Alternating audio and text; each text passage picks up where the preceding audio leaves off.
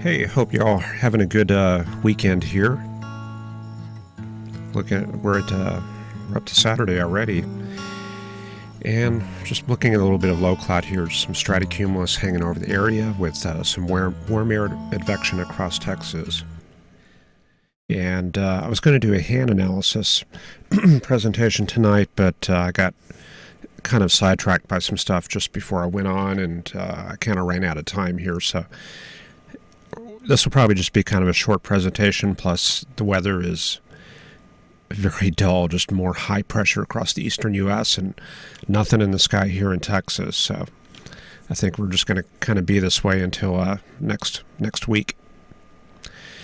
But there it is. There's the south flow across Texas, and unseasonably warm temperatures with 80s across the state and a few 70s to the right of that line, out where we've had a little bit more of a trajectory off the continental part of the U.S. We can take a look at the big picture using digital atmosphere.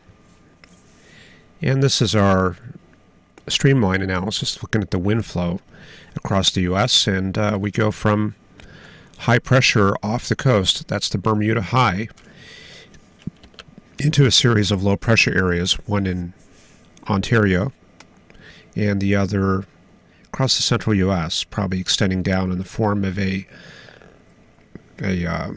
lee side trough. Looks like another low off the northwest coast, and what we have off the screen in the bottom left, that's going to be a high pressure area, so a bit of an anticyclone off the California coast. So that's the setup we have. And here in Texas, we're on that east side of the lee side trough, picking up a little bit of flow from the Gulf there, a little bit of that moisture and recycled polar air coming from the southeastern U.S. And this is just kind of a quick look at that depiction. You can see it's sort of east-northeast across Florida, and then it recurves to the south here in Texas. So we're not pulling a deep flow from the Caribbean, but more of this is showing that recycled type of trajectory. And let me see if I can bring up the soundings here.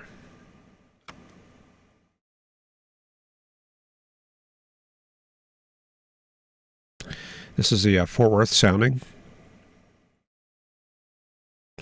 And we're showing that we're rebuilding some of the moisture, very moist, from the surface up to about 925 millibars. That's about 2,500 feet right there. And then the moisture kind of slowly trails off up to about 8,000 feet, and we pick up this almost what you would call a loaded gun. It is definitely a cap. There's that cap right there. If we had even more moisture, actually I would say even now with the moisture we have, this is capping off any thunderstorm development. So if we try to develop a parcel with this with 90-degree temperatures, it comes up against a cap right there. So that's helping to keep things kind of shut down right now. And we'll take one look at the thickness charts and just kind of look at the thermal structure across the U.S. And just going over this very quickly, there's a front up there in Canada, warm front up in Quebec, and then we can see there's a lot of activity going on in the northwest U.S. There's a lot of precip showing on this depiction here. And because the thermal gradient is well to the south, this suggests we've probably got maybe a front going through California, maybe a warm front just south of Wyoming, and then the rest of that is going to be an occluded front all the way up to around Vancouver.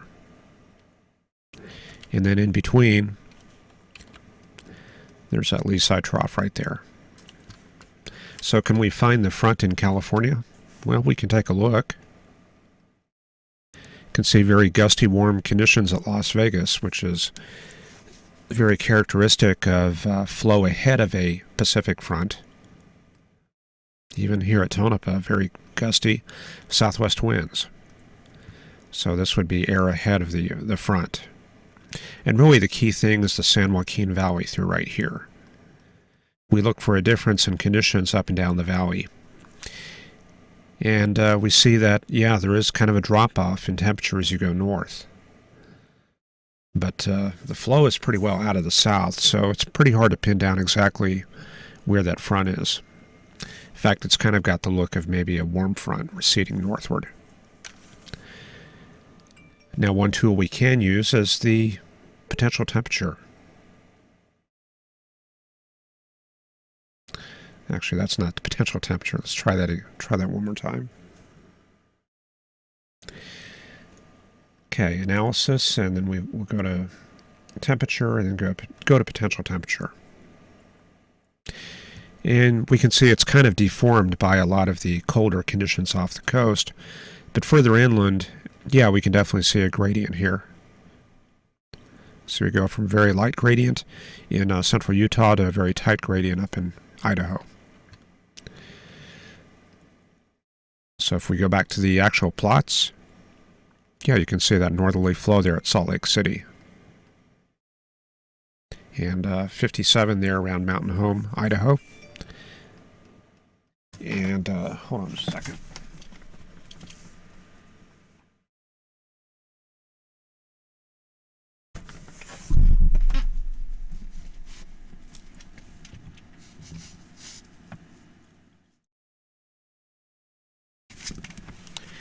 Okay, there we go. I just had to silence my phone, so I don't know if that was ringing in the background or not. But we'll finish that analysis right there, and looks like probably a front going through the I-80 corridor of Nevada there.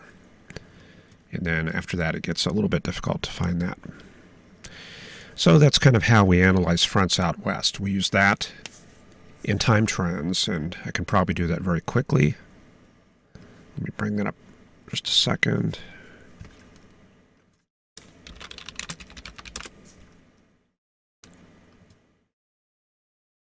Okay. And probably for a time trend, I'm going to use Winnemucca, Nevada. We'll look at the past 18 hours and see what's been going on there. And so we bring that up and we see kind of a gusty southwest flow.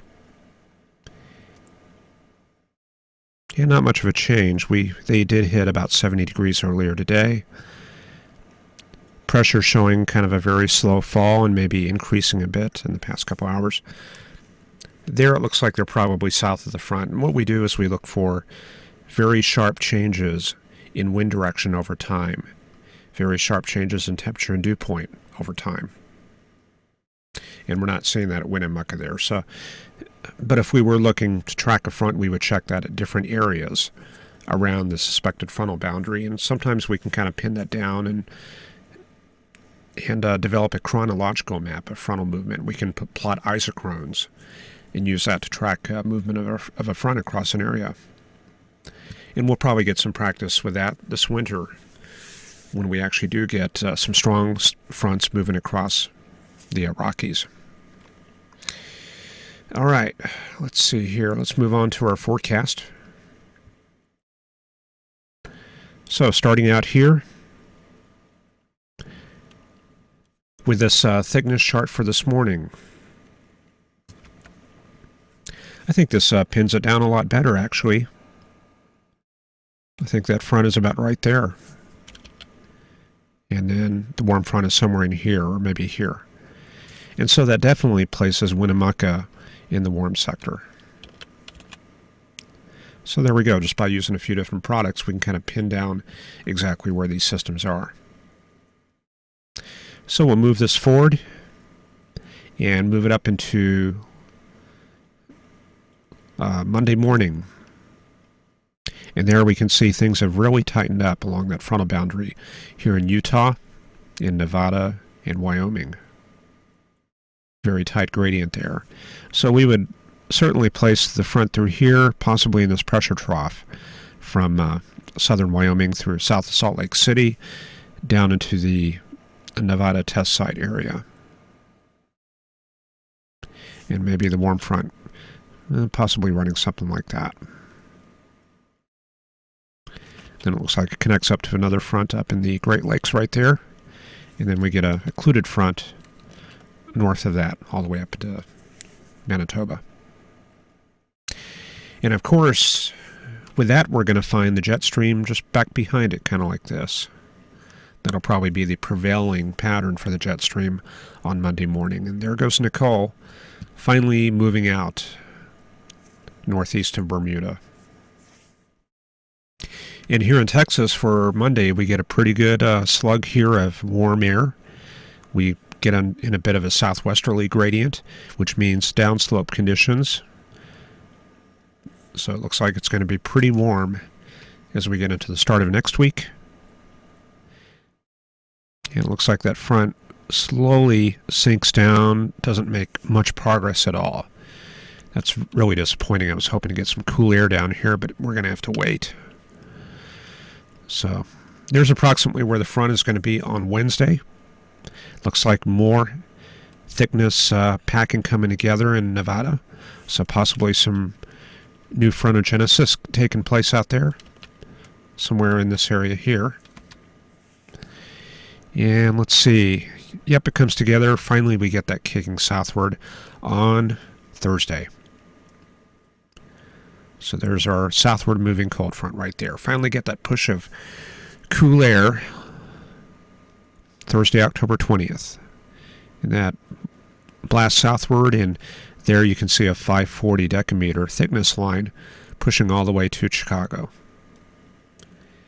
And with a 540 line, if we had any precipitation, that would likely be a transition zone between rain and snow. So that's certainly some very cold air.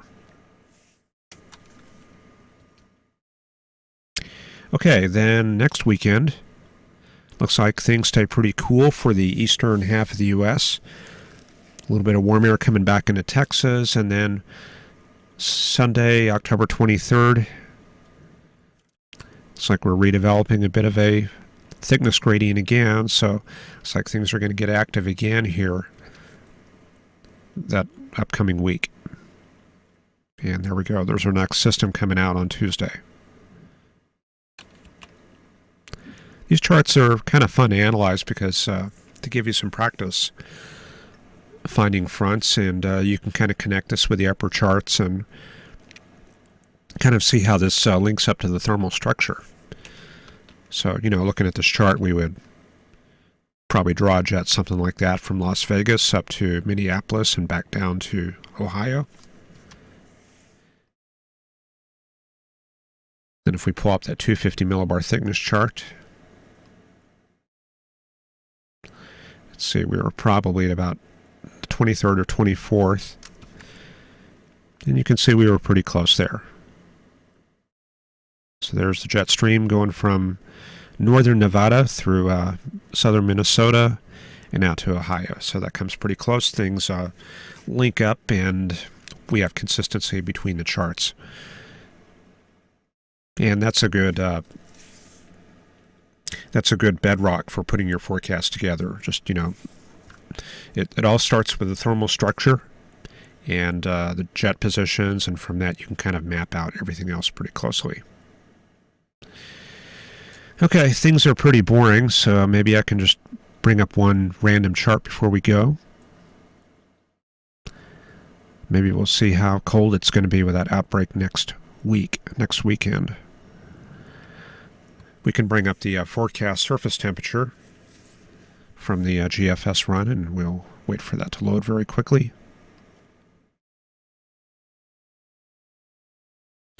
Now the chart does flip-flop between night and day, so you kind of have to catch this at nighttime, but that looks like it right there. This is going to be Saturday morning. So they push this forest green color through Chicago all the way down to Nashville and back up to Detroit. And what does that correspond to? That corresponds to 30s, just about freezing 30s. So it looks like even here in the Ozarks, it's like a very cold weekend coming up. And down here in Texas, that plots a lot of 40s and 50s. So yeah, it definitely looks like a bit of a cool down. Then you can see later on in the forecast cycle, you can see how smoothed over the forecast gets. We go from this grainy structure at the very beginning to the smoothed over structure. So, yep. Looks like looks like we'll finally get our cool down next week. I just hope we have something to look at between now and then, because, man, things are really boring right now. All right, so let me check on the chat here and say hello to everybody, and I appreciate y'all watching, even though things are pretty dull right now, but we'll see what we can pull up tomorrow. And I did mean to do that hand analysis, but I wasn't able to drag everything out to do all that, so we'll give that a try tomorrow night. Anyway, I will see you tomorrow at the usual time, and thanks for watching.